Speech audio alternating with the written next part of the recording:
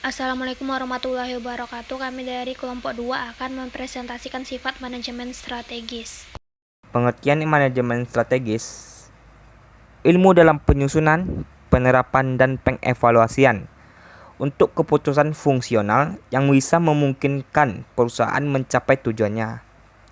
Pengertian lainnya adalah suatu proses atau rangkaian kegiatan pengambilan keputusan yang bersifat mendasar dan menyeluruh, disertai dengan penetapan cara melaksanakannya yang dirancang oleh pemimpin kemudian diterapkan oleh semua jajaran yang ada dalam suatu organisasi atau perusahaan untuk mencapai target atau sasarannya yang telah ditentukan. Selanjutnya, pengertian manajemen strategis menurut para ahli. Thomas Wigland and Co. tahun 2010, serangkaian keputusan manajerial dan berbagai kegiatan yang menentukan keberhasilan perusahaan untuk jangka panjang. Kegiatan tersebut termasuk dalam perumusan dan perencanaan strategi, pelaksanaan strategi, dan evaluasi. Menurut Nawawi, mendefinisikan manajemen strategik sebagai sebuah perencanaan berskala besar yang berorientasi untuk mencapai tujuan masa depan dan definisikan sebagai sebuah keputusan yang fundamental. Menurut David Hanger, serangkaian keputusan dan tindakan manajerial yang menentukan kinerja sebuah perusahaan dalam jangka waktu yang lama. Selanjutnya yaitu tahap-tahap manajemen strategis. Tahap-tahap manajemen strategis ada 3, yaitu yang pertama, perumusan strategi. Pada tahap ini mencakup kegiatan mengembangkan visi dan misi organisasi, mengidentifikasi peluang dan ancaman eksternal organisasi, menentukan kekuatan dan kelemahan internal organisasi, menetapkan tujuan jangka panjang organisasi, membuat sejumlah strategi alternatif untuk organisasi, dan memilih strategi tertentu untuk digunakan. Tahap yang kedua yaitu pelaksanaan strategi. Tahap ini mengharuskan perusahaan untuk menetapkan sasaran tahunan, membuat kebijakan, memotivasi karyawan, dan mengalokasikan sumber daya sehingga perumusan strategi dapat dilakukan. Dan tahap yang ketiga yaitu evaluasi strategi. Tahap ini adalah tahap akhir dari manajemen strategi. Ada 3 kegiatan pokok dalam evaluasi strategi, yaitu mengkaji ulang faktor-faktor eksternal dan internal yang menjadi landasan perumusan strategi yang diterapkan sekarang ini. Yang kedua, mengukur kinerja dan yang ketiga, melakukan tindakan-tindakan korektif. Selanjutnya, model manajemen strategi yang komprehensif. Dalam model manajemen strategi ini, langkah yang pertama itu visi dan misi, kedua audit eksternal, ketiga audit internal, keempat tujuan jangka panjang, kelima menghasilkan dan mengevaluasi memilih strategi, keenam menerapkan strategi tentang masalah manajemen, ketujuh menerapkan strategi tentang pemasaran, keuangan atau akuntansi, penelitian dan pengembangan, dan MIS. Yang ke-8 itu mengukur dan mengevaluasi kinerja. Untuk langkah pertama dalam model manajemen ini kan visi dan misi. Menetapkan visi dan misi merupakan penetapan sasaran dan objektif jangka panjang serta menentukan langkah-langkah apa saja yang harus diambil untuk mempertegas dan memperjelas prioritas fungsi-fungsi tiap manajemen. Top manajemen dan fungsional perusahaan dapat saling bersinergi dan berkolaborasi untuk mencapai visi sebagai tujuan yang telah ditentukan. Langkah selanjutnya pada model manajemen yaitu audit eksternal, yaitu analisis untuk peluang dan ancaman yang ada di luar perusahaan dan memiliki potensi untuk mempengaruhi kinerja perusahaan. Langkah ketiga, audit internal.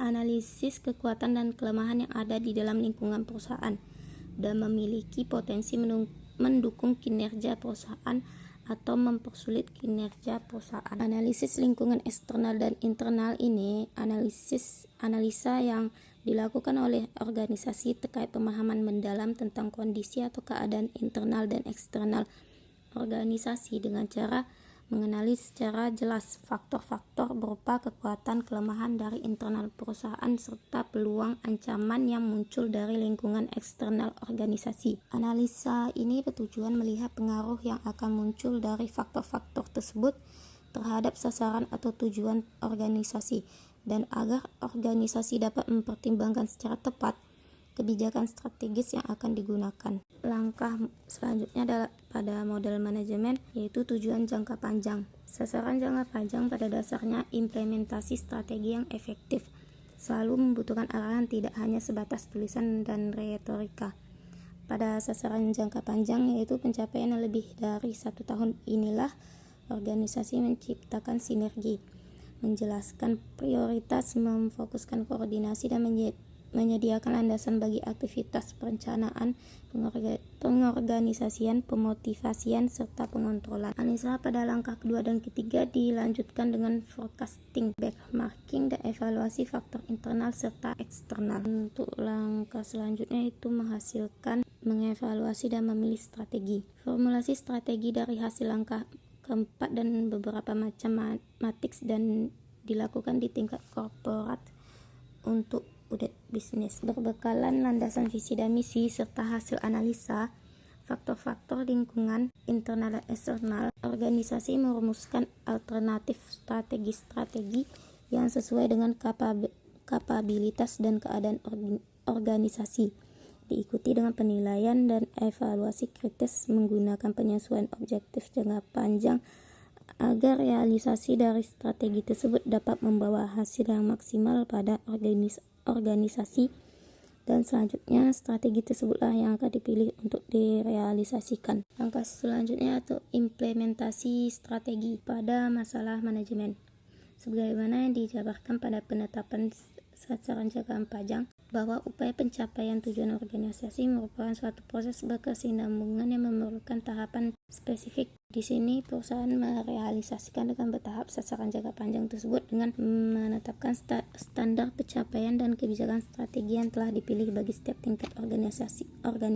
Organisasi menegaskan dan menentukan tujuan utamanya dalam nilai kuantitatif yang spesifik, disertai pemaparan dan implementasi strategi yang digunakan oleh top manajemen, divisi, dan fungsional. Selanjutnya, implementasi strategi dalam pemasaran, keuangan atau akuntansi, penelitian, dan pengembangan, dan misi. Implementasi ini mengaitkan segala bidang fungsional perusahaan seperti keuangan, sumber daya manusia, produksi dan operasi, pengembangan dan penelitian, sistem informasi, serta bidang pemasaran yang mana menjadi penuntun dalam melakukan berbagai aktivitas agar konsisten bukan hanya dengan strategi utamanya saja. Untuk langkah terakhir dalam model manajemen ini, mengukur dan mengevaluasi kinerja. Ketika strategi yang akan ataupun telah diimplementasikan dinilai menunjukkan perubahan yang tidak sesuai dengan rencana yang ada, hasil yang dicapai atau memang disebabkan asumsi yang salah dan oleh hal-hal lain yang sifatnya tidak dapat dikontrol, maka rencana perlu direvisi ulang dengan evaluasi kinerja. 3 aktivitas penilaian strategi yang paling mendasar adalah peninjauan ulang faktor eksternal dan internal yang menjadi landasan strategi saat ini, pengukuran kinerja, dan pengambilan langkah korektif. Pengendalian melalui evaluasi dan penilaian berkala ditunjukkan agar program kebijakan dan strategi yang diterapkan dapat berjalan sebagaimana mestinya, sesuai dengan harapan perusahaan dan tanpa adanya penyimpangan. Selanjutnya, istilah-istilah penting dalam manajemen strategis. Yang pertama ada ahli strategi. Ahli strategi adalah orang-orang yang bertanggung jawab atas sukses dan gagalnya suatu organisasi. Ahli strategi ini juga memiliki jabatan yang berbeda-beda seperti CEO, direktur, pemilik, dan lain-lain. Ahli strategi ini juga memiliki tanggung jawab utama seperti menyeimbangkan stabilitas dan inovasi, membangun komitmen dan kepemilikan, serta menciptakan konteks perubahan. Yang kedua ada pernyataan misi. Pernyataan misi adalah menggambarkan arah suatu organisasi di masa depan secara langsung atau berisi pernyataan mengenai tujuan jangka panjang, dan juga mengidentifikasi cakupan produk dan pasar. Pernyataan misi yang baik dan jelas itu berisikan nilai-nilai dan prioritas sebuah organisasi. Yang ketiga ada peluang dan ancaman. Peluang dan ancaman ini merujuk kepada faktor eksternal seperti demografis, hukum, politik, persaingan, dan juga peristiwa yang menguntungkan dan merugikan perusahaan di masa depan. Yang keempat ada kekuatan dan kelemahan atau faktor internal, yaitu aktivitas yang ada dalam kendali organisasi dapat berupa hal baik atau hal buruk.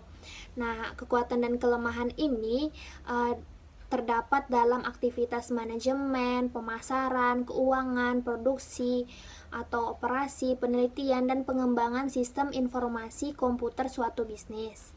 Yang kelima adalah sasaran jangka panjang, yaitu hasil spesifik yang ingin dicapai oleh organisasi setelah melakukan misinya. Sasaran ini sangat penting untuk keberhasilan dari organisasi karena membantu dalam mengevaluasi, koordinasi, menciptakan sinergi, serta mengendalikan aktivitas secara efektif. Yang keenam ada strategi. Strategi adalah cara bagaimana agar tercapainya sasaran jangka panjang. Strategi ini merupakan perluasan dari geografis, diversifikasi, akuisisi, serta likuidasi. Yang ketujuh ada sasaran tahunan. Sasaran tahunan adalah target atau patokan jangka pendek yang harus dicapai oleh suatu organisasi agar tercapainya sasaran jangka panjang. Yang kedelapan adalah kebijakan. Kebijakan adalah alat yang digunakan untuk mencapai sasaran tahunan, dapat berupa pedoman, peraturan, prosedur yang telah ditetapkan oleh suatu organisasi untuk mencapai sasaran dan pengambilan keputusan serta perumusan strategi dan implementasi. Selanjutnya kita akan membahas manfaat manajemen strategi. Hal ini karena manajemen strategi diperlukan dalam berbagai kegiatan agar bisa mencapai tujuan yang lebih baik. Manajemen strategi ini mempunyai manfaat. Yang pertama, yang bersifat umum, keuangan dan non-keuangan. Yang pertama, manfaat manajemen strategi yang bersifat umum diantaranya yaitu dapat menghasilkan keputusan terbaik dalam berorganisasi. Yang kedua, kegiatan merumuskan strategi akan membantu meningkatkan kemampuan organisasi dalam menghadapi berbagai kendala atau tantangan di luar sana. Yang ketiga, keterlibatan pegawai dalam merumuskan strategi menjadikan mereka mengerti dan menghargai produktivitas, hingga akhirnya akan meningkatkan motivasi kerja. Manfaat selanjutnya yaitu membuat sebuah organisasi menjadi lebih peka terhadap ancaman dari luar, membantu mencegah berbagai masalah yang berasal dari dalam maupun luar. Selanjutnya, membuat proses operasional sebuah organisasi menjadi lebih efektif dan efisien, membantu perusahaan untuk beradaptasi dengan adanya perubahan, membuat organisasi lebih profitabel ketimbang organisasi yang tidak menerapkannya. Lalu ada manfaat manajemen strategi ini yang bersifat keuangan, yaitu adanya peningkatan penjualan. Yang kedua, meningkatkan produktivitas serta meningkatkan profitabilitas. Selanjutnya, ada manfaat manajemen strategi yang bersifat non-keuangan. Yang pertama, mengetahui strategi pesaing. Yang kedua, meningkatkan kesadaran akan ancaman. Yang ketiga, mengurangi resistansi perubahan.